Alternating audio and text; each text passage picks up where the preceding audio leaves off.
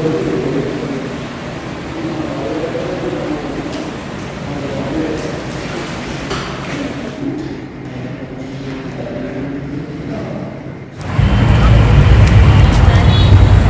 Friends, welcome back to sax varieties.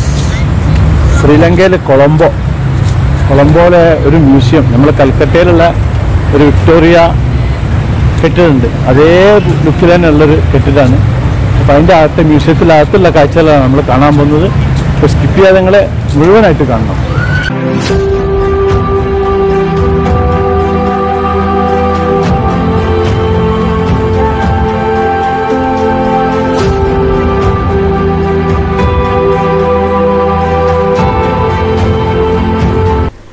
ഞാനിപ്പോൾ ഉള്ളത് Colombo national museum. ഇത് കൊളംബോ സിറ്റിയിൽ തന്നെയാണ് ഈ മ്യൂസിയം ഉള്ളത്.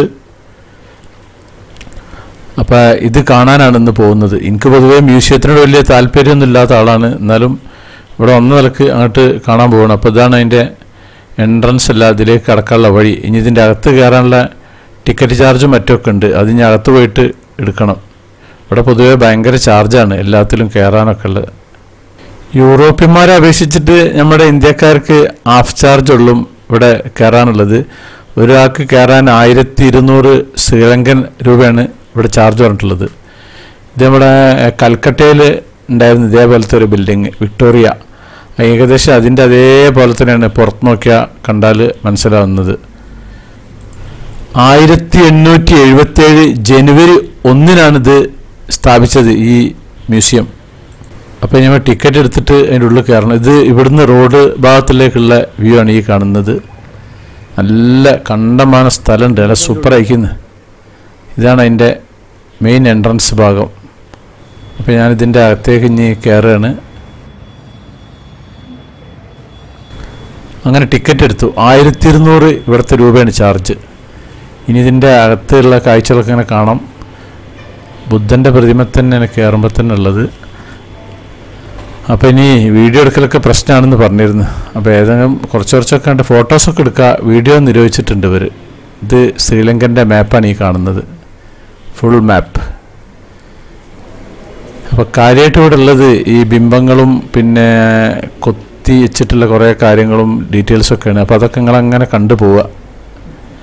ചില സ്ഥലത്ത് ഞാൻ ഇതിനെപ്പറ്റി എക്സ്പ്ലെയിൻ ചെയ്തു തരാം. ഇതിൻ്റെ അകത്തധികം വർത്താനമൊന്നും പറയാൻ പറ്റില്ല.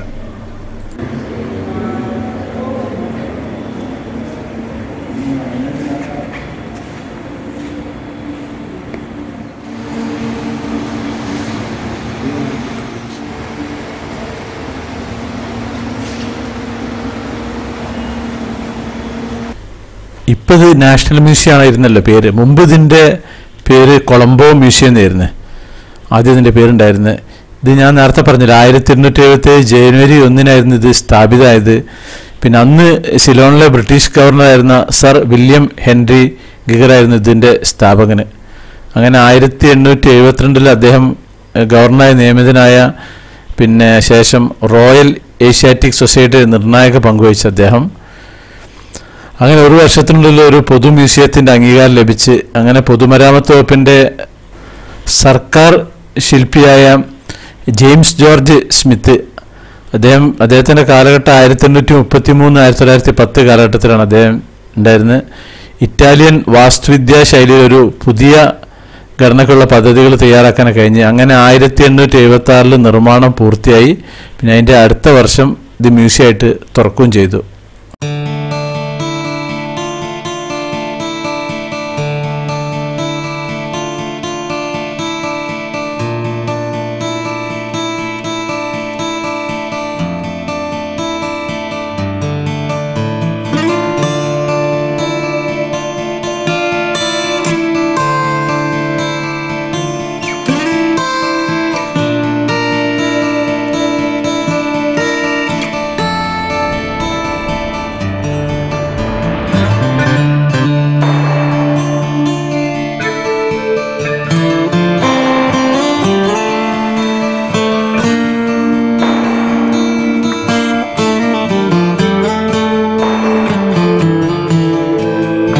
ഇതൊരു വരാന്തയാണ്.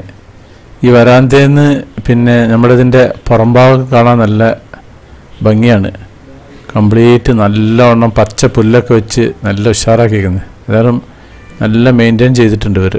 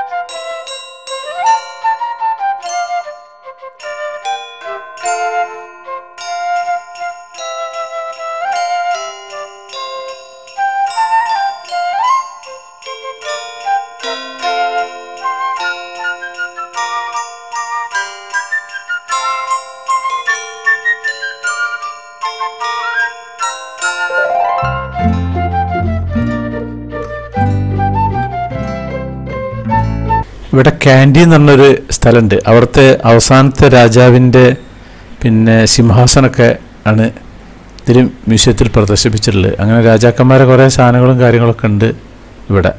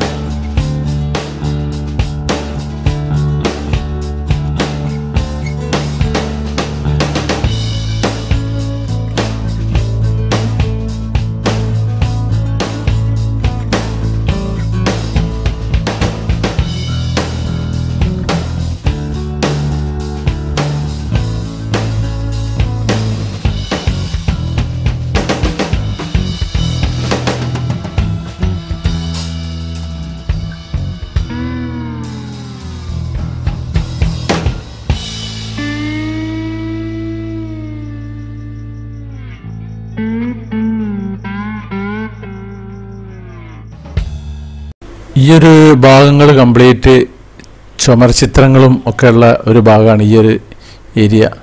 കണ്ടമാനുണ്ട് ചിത്രങ്ങൾ. അന്നത്തെ ചിത്രങ്ങളൊക്കെ അവർ ഫ്രെയിം ചെയ്ത് വെച്ചിരിക്കുകയാണ്. ഇതൊരു ലോങ് വ്യൂ ആണ് ഈ ഒരു ഹാളിൻ്റെ. കണ്ടമാനം എന്ന് പറഞ്ഞാൽ കണ്ടമാനം ചിത്രങ്ങളുണ്ട്.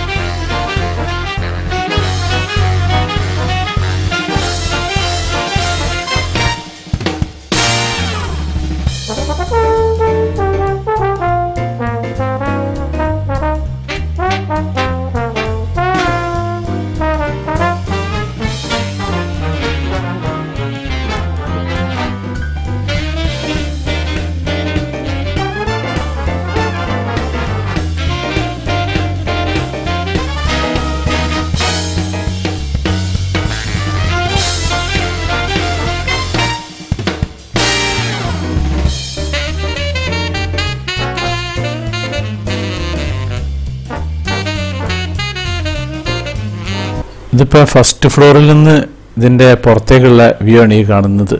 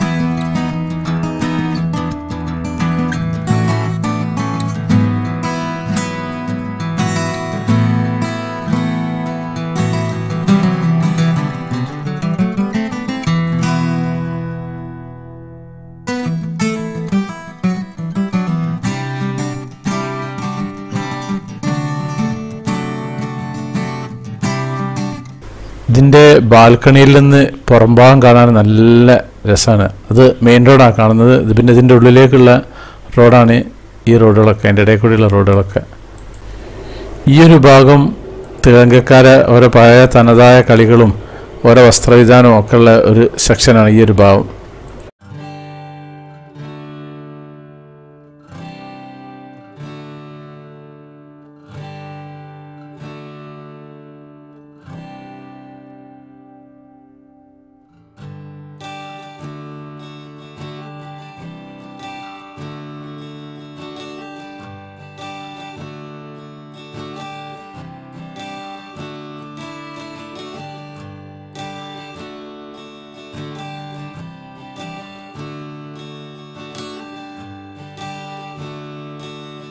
അന്നത്തെ കാലത്ത് മീറ്റിംഗ് കൂടിയിട്ടുണ്ടായിരുന്ന ഒരു ഹാളാണ് ഈ കാണുന്നത്. കുറേ കസേരകളും കാര്യങ്ങളൊക്കെ ഉണ്ട് ഇതിൻ്റെ ഉള്ളിൽ.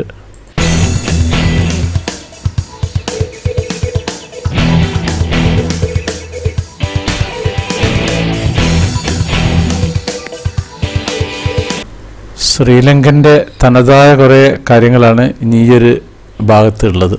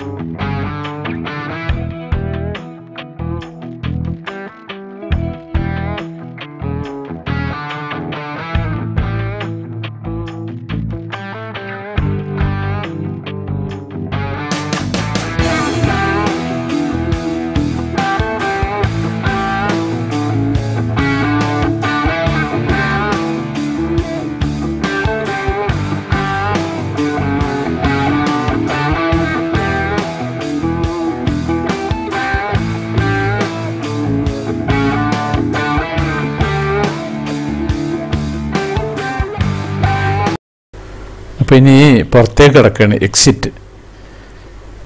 അപ്പം നമുക്ക് പുറത്തെ കാഴ്ചകളൊക്കെ ഒന്നും ഇങ്ങനെ കാണാം. ഇതാണ് അതിൻ്റെ ഒരു ഭാഗം, പുറം ഭാഗമാണ് ഈ കാണുന്നത്.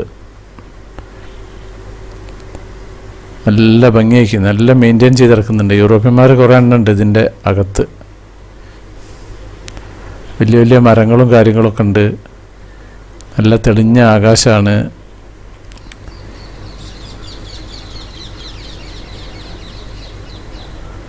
കംപ്ലീറ്റ് മെയിൻറ്റെയിൻ ചെയ്ത് നടക്കുന്നുണ്ട്. ഏതായാലും പുല്ലൊക്കെ വെട്ടി നല്ല ഉഷാറാക്കിയിട്ടുണ്ട്.